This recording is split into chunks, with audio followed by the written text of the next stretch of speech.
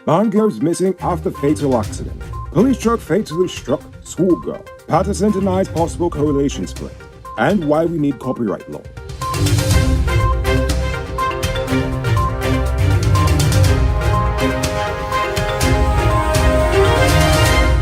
I am Noriko Bulford and this is Uncut News.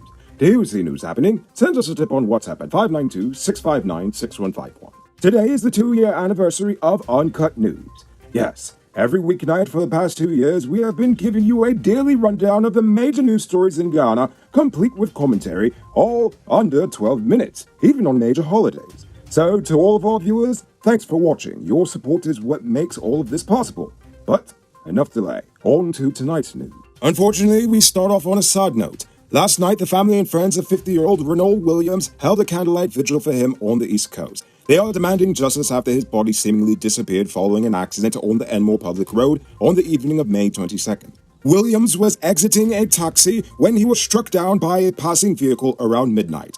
But before the family could do anything, the driver of the car whisked the man's body away, claiming that he would take him to the hospital. Even though the police recovered the abandoned Fielder wagon the following day, neither Williams nor the driver have been seen ever since. The owner of the vehicle was arrested and released on bail after he told the police that he was not the one behind the wheel. Rather, a nephew borrowed it without permission.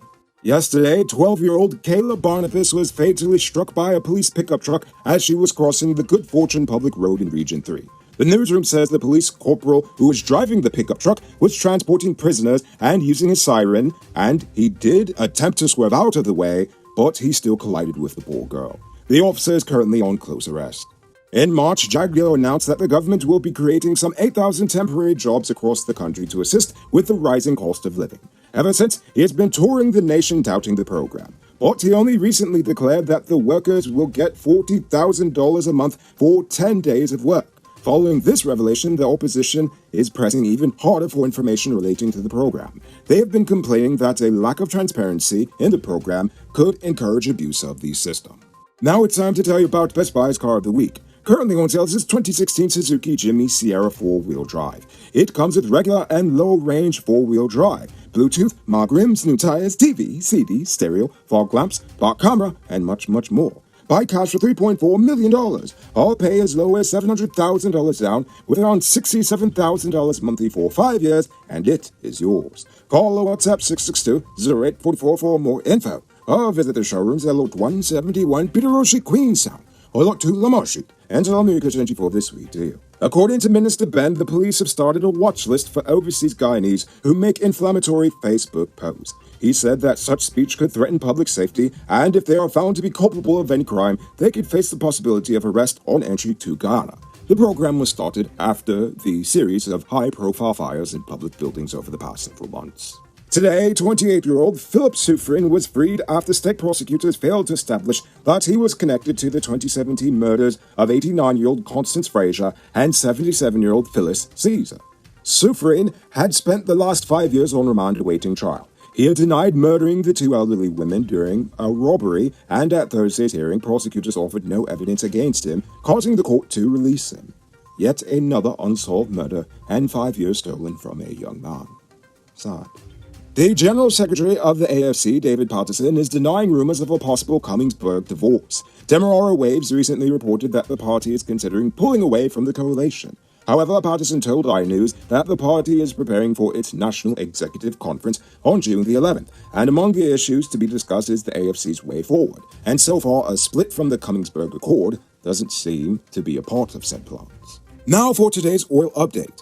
In 2 weeks, Guyana will sell another lift of 1 million barrels of oil from the second platform, the Liza Unity FPSO vessel. Minister Barrett also noted that the government will again do its own marketing using competitive bidding. He also told Stopbrick News that there will be no third-party marketing fee, meaning that the spot sales system, a provision catered for under the crude lifting agreement, will be used yet again. So with the current spot prices at record highs, the government is able to profit from the increase in prices. For the best crotch in Guyana, wait That should read, for all sizes of clutch disc and pressure plates for heavy-duty trucks in Guyana, check out Powered Automotive.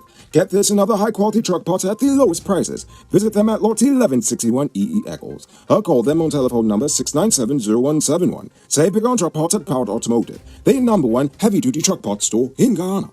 Now for our stupid news of the day. You know what I think is stupid? This nation's copyright and intellectual property laws. Recently, the president explained how he wants to propel Guyana's creative arts industry to international quality and how much money his government is going to put into the industry and all of this great-sounding stuff. But here's the problem. That's all fluff. It's a PR stunt that will ultimately lead to only a select few creatives receiving government backing while everyone else will have to suck salt as always. Now, I feel this way because no discussion on the creative arts industry should ever occur without addressing the antiquated intellectual property laws in Guyana first. Entertainment is a multi-billion-dollar global industry that has made millions of young people wealthy. Wealth that thousands of creative Guyanese are missing out on because of antiquated laws preventing them from fully profiting from their work. In fact, as a full-time digital content creator, I'm actually insulted by the implications of the president's speech. I and many other Guyanese creatives make international quality productions, and quite often. But he makes it sound like it's the quality of their work that's holding them back from success. But if that were true, why is it that almost every Guyanese creative who goes foreign ends up far more successful there than in Guyana? Now, I'll admit, sometimes it actually is the quality of the work, but often it's the environment that's holding them back. An environment that Jagdeo fostered and allowed to fester by blocking new IP laws and selectively choosing who gets support and who gets blackballed in Guyana's entertainment industry. Jagdeo was against IP laws as president almost 2 decades ago, and he's still against them today. He says Guyanese aren't ready for such laws. Or rather, he should say the business people in this nation aren't done exploiting talented young Guyanese for financial gain and personal entertainment. And as for the Ministry of Culture, Youth and Sport, they are past creatives in Guyana. Since Minister Barnty Lyons took up the post, the ministry has been focused almost only and solely on sports, and nothing serious about culture. They pumped billions into building tracks and ball fields and supporting sporting events. Meanwhile, they effectively shut down the music school, slashed the budget for the National Archives and other cultural sites, wasted money on monuments that you can't even access, and they even sponsored a stinking dirty matrimony juve, but denied an Independence Day photo exhibit because it featured Burnham. They wasted money on a weird online talent show that had judges who didn't even have talent. And they raised the cost for usage of the cultural center almost exponentially. Meanwhile, Minister Barnty Lyons is shaking hands with just about every athlete and businessman in this nation. He is in so many photos on the ministry's Facebook page, I honestly thought I was looking at his family album. Anyway, all of this is to say that if the president is genuinely interested in supporting the creative arts industry in Guyana, then by all means, I'm in support of it. In fact, I can talk to him for hours all about it. But if the discussion does not have copyright laws at the forefront, then he can miss me with all of that. It might not be robbery season, but the streets are still mean. That's why you need to get security for your home and business through Sheriff Security Service. Sheriff Security offers well-trained guards, armed and unarmed patrol, marine patrol, canine services. These people even got drones. Why? Because your security is their highest priority. You've seen the rest. Now hire the best. Hire Sheriff Security Service today. Now for our Uncut News Views Poll question of the day. Every day we pose a question on current events in Guyana, the region, the diaspora, and how you feel it relates to us. In honor of our 2-year anniversary, yesterday I asked, what are some things you'd like to see us include in the news, or your general thoughts of it? RC View Farm says, Happy Anniversary Uncut. Thank you very much. We appreciate it deeply. Willow Darrow says, keep up the great work, Noriko and team. You're all doing a great job bringing real news without propaganda. Thank you, Willow. We cut through the BS so you don't have to. That's why they call me No Bull for short. Michael Ford suggests that we add a What Happened Today in Guyana. Our history needs to be out there for all to know and admire like every other country. Promoting our local history helps us to identify ourselves as a nation and even makes it easier for those in the craft industry to sell their historical pieces. I like that idea. We'll see how best we can incorporate it in future episodes. It might not be in each one, but if it's significant, we'll definitely be sure to cover it. Roger Wilson says, after 2 years, I look forward to it. Congratulations. But you and Mud should do a weekend review. You talk, and he's going to explain. Bring a little bit of what's going on, but only on weekends. I like that idea. You know, we definitely might consider that in the future as well. And finally, Tootie Dehan wants to know if we can start a all-registered no-vote campaign for the next election. because they don't trust any of the lawyers and politicians and judges. So let's do it for Guyana. Well, Tootie, if you are truly fed up with the political system, instead of doing that, I urge you to visit our website, unityforguyana.com. There you will be asked to join our movement of people who are truly interested in bringing unity and democracy to all in Guyana, and we will contact you soon. And in fact, that goes for everyone watching, not just Tootie. If you'd truly like to join the movement, sign up at unityforguyana.com.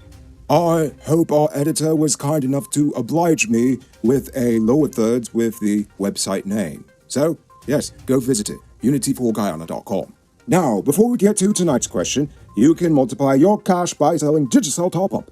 This is a legit way you can smash money at your business or to supplement your current hustle. Become a top-up vendor quick and easy by linking with Cellular Plus. Call them on telephone number 685-3109 for more info. Now for tonight's question. I'm asking last night's question again. In honor of our 2-year anniversary, what are some segments you think we should include? Or what are some segments we should take out? How can we improve? Or are we doing great? I want to hear from you. So, think about that question and tell us in the comments below. If your response is good enough, we just might feature it in our next episode. Anyway, that's all the time we have for tonight, and check us out tomorrow for another. Until then, I'm Rico Bulford saying good night, folks.